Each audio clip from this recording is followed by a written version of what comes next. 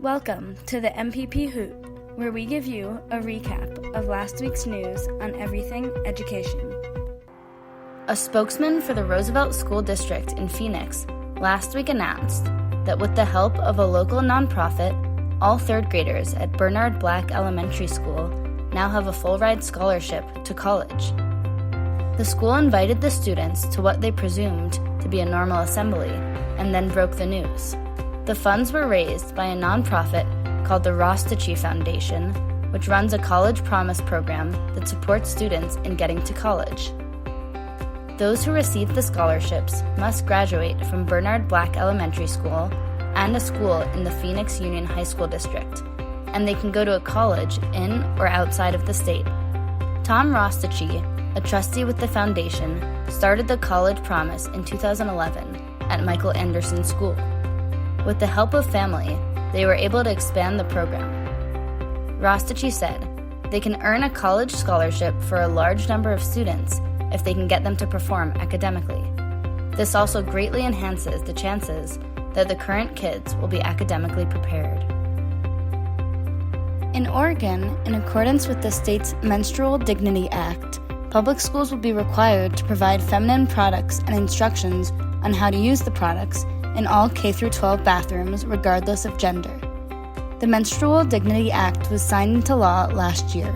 This was solidified by Democratic Governor Kate Brown and is set to go into full effect during the 2022-2023 school year. To ensure timeliness, Portland Public Schools has ordered 500 dispensers, which have been installed in all elementary and middle school girls' restrooms, and more will be installed in the rest of the bathrooms next year. In addition to detailing this upcoming plan, a 2021 statement from Portland Public Schools also addressed the need for students to learn about growth and development. Currently, some physical education courses are developing lessons around menstruation. The statement also urged parents to have discussions about these topics with their children in order to help mitigate any shame and stigma around menstruation. The Oregon Department of Education went a step further by issuing a Menstrual Dignity for Students Toolkit, which contains instructions on how to use products, information about faculty and staff training, and instructions for using menstruation-positive language. By putting dispensers in all bathrooms, the Menstrual Dignity Act highlights the right to menstrual dignity for all students and aims to address various challenges students may have while managing menstruation. Particularly, the Act aims to reduce any negative attention that poses risk for harm to students.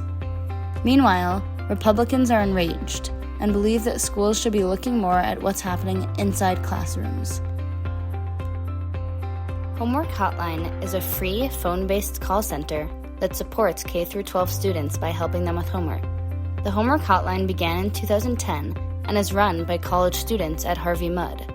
These students saw the demand for expanded homework help during the pandemic, and although nearly all K-12 schools have returned to in-person learning, the calls to the hotline continue coming through. The Homework Hotline is available Monday through Thursday from 6 to 9 p.m. Pacific Time. Typically, there are 8 to 9 tutors on duty. The hotline has tutors who can work in English, Mandarin, Spanish, and Tagalog. Throughout the country, several other universities and schools offer this type of resource to K-12 students. In the wake of the pandemic, there's a new focus on providing helpful and educational resources to elementary, middle, and high school students, particularly as many of them are still recovering from pandemic-related learning losses. On average, tutors working at the hotline get 3,000 calls per academic year, with most calls coming from middle and high school students seeking help in trigonometry, geometry, or algebra. Since it can be challenging to comprehensively explain math problems and solutions over the phone, callers can share problems with a tutor through a Dropbox link. Tutors at the hotline participate in a training program which includes instructions on working with minors and utilizing supportive language.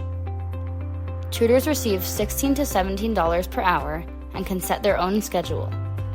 The hotline is funded by Harvey Mudd College, and their annual budget is $50,000 to $60,000. Currently, the Homework Hotline is partnering with local schools and districts to conduct outreach and gain awareness from students and families.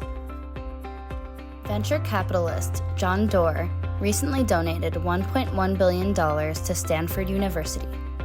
As a result, the university will develop its first new school in 70 years, which will focus on sustainability and the climate crisis.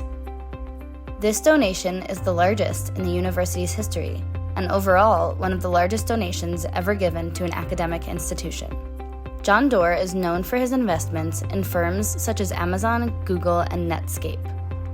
This new school, the Stanford Doerr School of Sustainability, will hold departments related to climate change, earth and planetary sciences, energy technology, sustainable cities, the natural environment, food and water security, human society and behavior, and human health and the environment. The school plans to address short and long-term climate and sustainability issues. The school will house an accelerator program, which will focus on permitting technology-related projects and policy measures to address urgent environmental injustices. In addition, the school plans to work with fossil fuel companies, which can evaluate companies' contributions to environmental damage. The new school will open on September 1st with 90 staff members, but has plans to expand to 150 staff members over the next 10 years. Last Wednesday in Georgia, the Maine Athletic Association voted to ban transgender boys and girls from playing on school sports teams matching their gender identity. The ban says that instead, students must play on teams that match the sex listed on their birth certificates. The Georgia High School Association's Executive Committee voted unanimously for this change, and this policy will take effect in the next school year. Those who support the ban say that transgender girls have an unfair advantage since they were born stronger as males. Georgia's Republican governor, Brian Kemp, is all for the ban. Last week, when he signed a bill associated with the ban, he said that he aims to protect fairness in school sports. Meanwhile, opponents of the ban believe that excluding transgender children sends a harmful message to a group of children who are already vulnerable to substantial mental health issues. In other areas, at least 12 Republican-led states have also passed laws banning transgender women or girls from playing sports. Similarly to Georgia, other states, such as Texas, have banned transgender girls through athletic association policies. Allegedly, the specific passage of the bill that bans transgender students from playing sports in Georgia was extremely rushed, so much so that many lawmakers didn't even know what they were voting on and didn't have copies of the text. After a ransomware attack over the weekend, a Michigan community college in Battle Creek, Kellogg Community College, canceled its classes indefinitely. Technology issues that were a result of the attack continue to affect the school's systems. Currently, the ransomware attack is under investigation.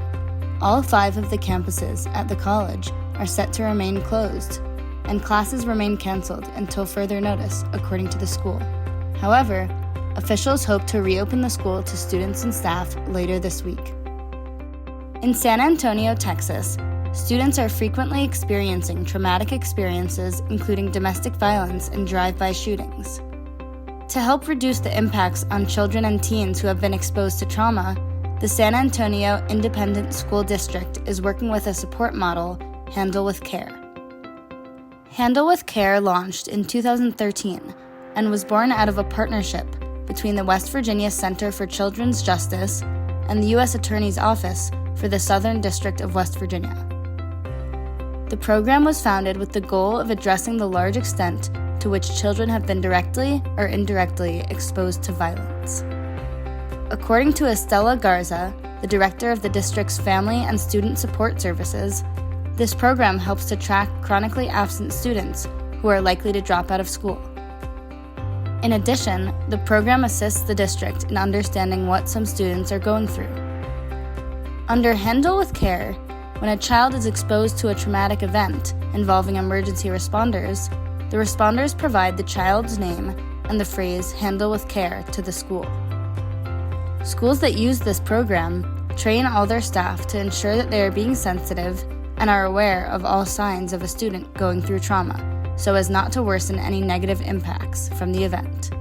Schools also provide on-site therapy by certified professionals to any children that need extra support.